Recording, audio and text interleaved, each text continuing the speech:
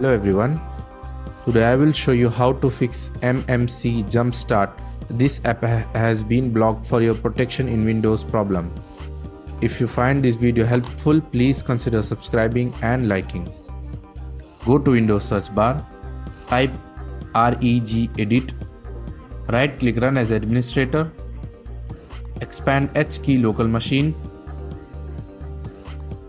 expand software, expand Microsoft, expand current version, expand policies, click on system,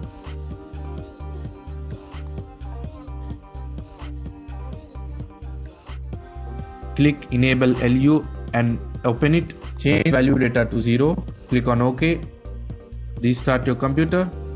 That's it. Thanks for watching.